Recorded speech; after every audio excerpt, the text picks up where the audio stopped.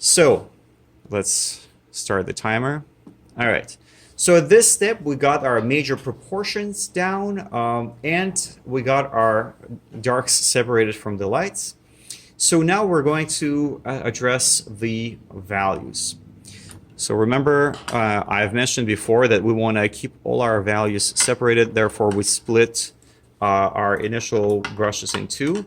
Now we're going to add two other brushes. I'm going to dedicate one brush for the lights, one brush for the midtones. So the first thing I'm going to start with is I'm going to just throw in pure white. So I'm going to take titanium white. I'm going to identify the brightest spots on the model, and I'm going to indicate them simply by marking the titanium white. Now, just the way we did it with the other colors, titanium white for now serves more as a placeholder. It's just to clarify where is the brightest area on the face. So I'm just identifying some of the brightest spots right here. Okay. So the next thing that I'm going to do is I'm going to try to identify the color of the light. So if you guys have Piglet, you can just take that color. If you don't have Piglet, it's no big deal. All you need is basically some cadmium red and cadmium yellow mixed together with white. As long as you get a similar value, that's all that matters. And what I'd like you guys to do is just surround that highlight that you just placed. So what we're going to do is we've established our darks. Now we're establishing our lights. So we're getting ourselves a clear image of our tonal range, like our full dynamic range. And then for the rest of the painting, we're going to be creating the transitions and breaking down the shapes into more and more precise shapes.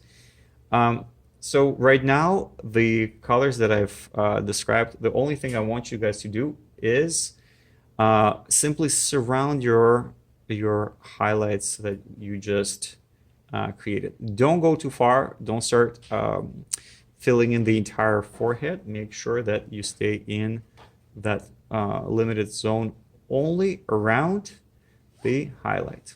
So that being said, we're going to put down our brush. We're going to take our fourth brush. Our fourth brush is going to be responsible for everything that's mid-tone. This is where we're going to try to match more or less the color, the local color of the face. So the color that is not bleached and the color that is not completely in the shadow. Now, as a base, I have rose gray. Naturally, our model has a bit more of beigey tones than pink tone. Yellow ochre mixed in with rose gray should give us much closer color. If you don't have yellow ochre, let me know. I'll share some of mine. We might, maybe not, we might also want to consider adding a bit of blue, but for now, I think a mix between yellow ochre and rose gray should be just fine. So what I'm going to do here is I'll find spots that are not too exposed to the light, and I'm going to throw in some of my midtones, just like that in here. For example, the edge of the forehead, as you guys see. By the way, feel free to paint along or watch. It's whatever you feel like doing. Something like this. And something like this. So right now, I've established where my midtones are. I've established where my lights are. And all I need to do is connect them. So it's kind of creating this visual structure of values, creating where we start, where we aim to go, and then just connecting these two dots in between. I'm noticing that my color is a little bit more still on the kind of a reddish side. It's very easy to correct. All we need to do is add a bit of blue, and we're gonna shift everything in the right direction. You're assuming that's rose gray mixed with a little bit of yellow oxide? No, with I'm throwing in some yellow ochre. Oh. Yes. So I'm getting a color that looks like this. So I'm gonna start moving in the direction of my lighter color. My light color is simply mixed piglet with the titanium white. If you don't have piglet, it's no big deal. All you need to do is mix cadmium red with cadmium yellow and some white, and you'll get the same color. And so right now it's just a matter of getting that transition down between these two colors. So what I'll do is I'll literally take a spot in the middle of these two, mix a color, and lay it down. And there you go. So we get our starting point, finish point, or vice versa, and just fill in the steps. Easy peasy. Same thing here. We know where we stop, we know where we start, and the rest is going to be just filling in those steps. I know that when you're looking at the forehead, you're seeing a number of nuances. Get your basics down first, and then we're gonna go in and start adjusting some of those light and dark differences. So stick to two brushes. It's gonna create clarity in your structure. You always know where you're starting and where you're headed. So here we go. Just like that. I noticed that you never like do like big comme des grosses coups de pinceau. It's always like little steps. Yeah, it's tiling. You're building form. You could. It's one of the ways to approach it. You're absolutely right. You can definitely massen the overall color and then shape it. It's another approach. They both work. To me, this approach might be a bit clearer. I'm not saying one is better than the other. I actually enjoy both. But for this exercise, I feel like it might be more advantageous to approach it this way. But you know, every approach has its. I've seen some fantastic works done with you know, throwing large brush strokes, massing in the color, and then building the form from there on.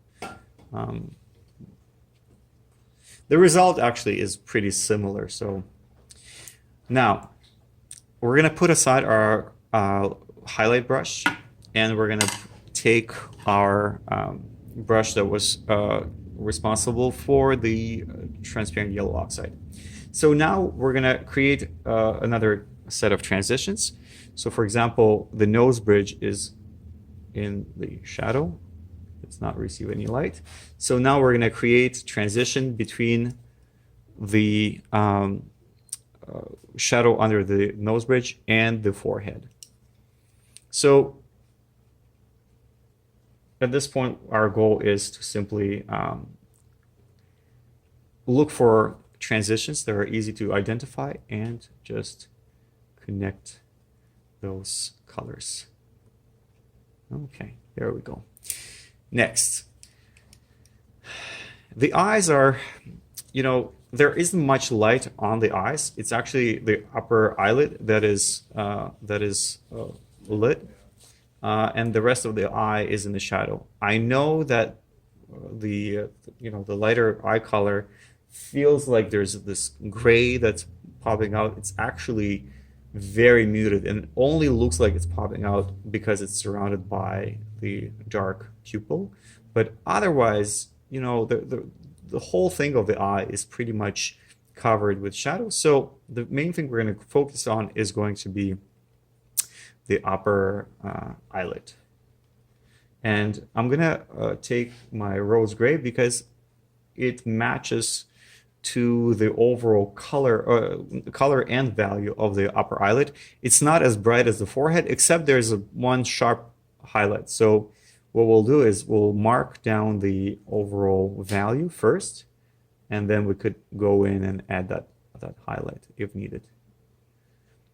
So while we're adding that highlight, we're also gonna, not the highlight, but the shape, we're also gonna go in and we're gonna clean up the edge of the eye, the edge we just painted.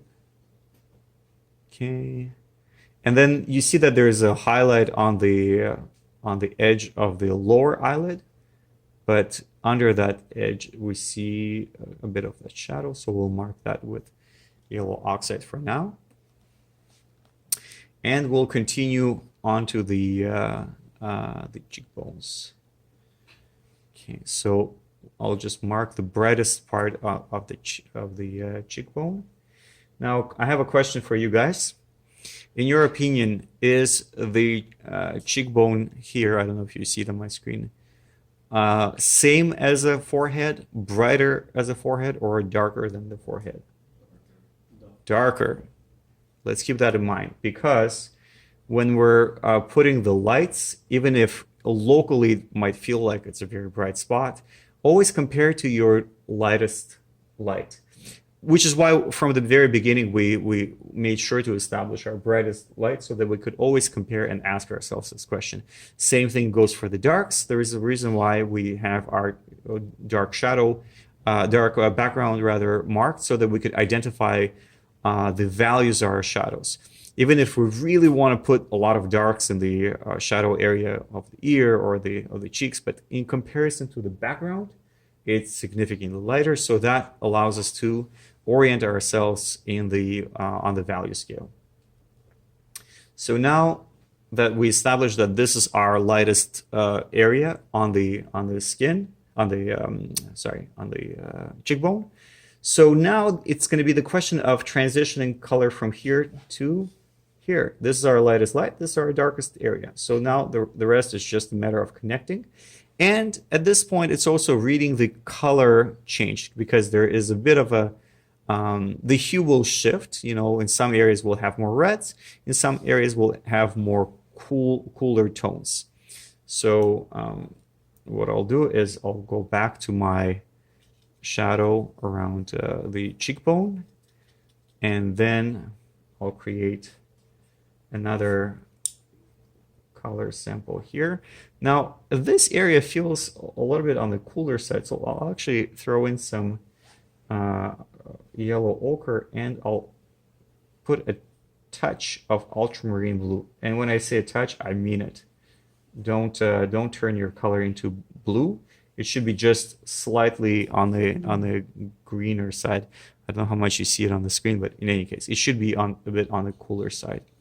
And we're going to place it right here. Then I'm going to go back to my transparent oxide, and I will make a softer connection with the terminator line right here. And then I'm going to take my light brush. I'm going to go back to that sample that I used to mark the light on the cheekbone, and the rest is just going to be creating a softer connection. And we'll continue further down. So now we're going to go to this area, and we're going to explore the light in here. Now, the light in here, value-wise, is a bit lighter. So this area, I don't know if you see it on the screen, this area is a bit lighter than the light on the cheekbone.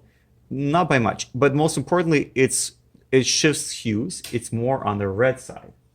So the good news is that we already have a good premixed color that is pretty similar to the color that we need. And the question is, how light is it? So let's just put the color we have, and I think that rose gray feels a little bit darker than what we need. So therefore, we're just going to add the lighter value, so its closest neighbor is going to be a bit of a piglet. I actually think we can even push our color and exaggerate it a little bit more. So if you have a bit of cadmium red, you can put cadmium red. If you have alizarin crimson, that would work as well. And if you don't, let me know. I'll pass you some of mine. let's just throw it in there. Okay, so now same story here. We know where we're starting. We know where we're headed. So the rest is going to be creating a transition between these two. There we go. Okay, and let's connect that with our shadow. So once again, our shadow for now is marked with transparent yellow oxide. So we're gonna take transparent yellow oxide, and we're using transparent yellow oxide almost like a pencil. So we're literally taking advantage of its transparency against the gray background. And so here I'm just creating that transition, nice and soft transition. So we're starting off the background of the dark shadow shape, sorry. And then we're creating a transition, slowly moving to that lighter area on the skin where we had a bit of that kind of a pinkish variation. So now we can actually complete this area right here using the same approach. So that's the advantage of having separate brushes. So you see each brush helps us to quickly identify the value. So when we have our bright brush, we can quickly get to the lights. When we have our brush that is in the shadow, we can get there right away. And the only thing that we're doing is we're shifting our hues, because naturally one of the things that will vary throughout the face is that some areas will be more red, some faces will have a bit more cooler colors, and so on and so forth. So let's explore the area here.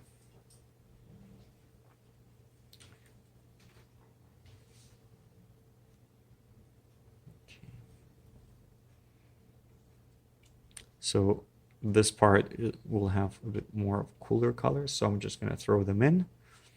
And then I will connect that with the shadows and the hair area. You said it was a light touch of Ultramarine blue, yes.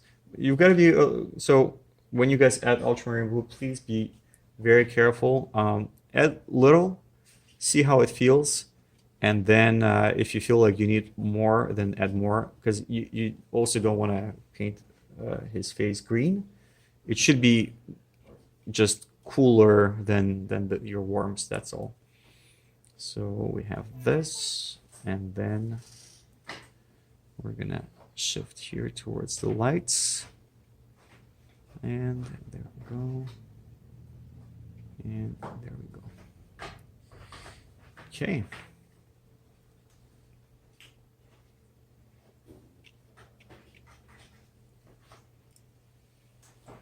And so there's also the hair area, so we can just throw in a bit of red oxide in the dark to get the full transition of color right here.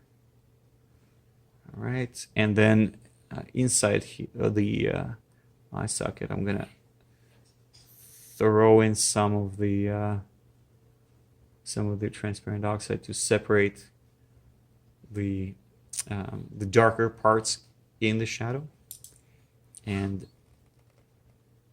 revise my connections of the edges here, just like this, and it should look like something like that. And we can also take this opportunity to put a bit of that highlight. Don't be throwing pure white in the highlight on the eye. I mean, it is lighter, but it's not as bright as your forehead. So if you take something close to the lighter color, like what I'm using here, that would be good enough. like the piglet on the. Well, piglet or anything close, yes.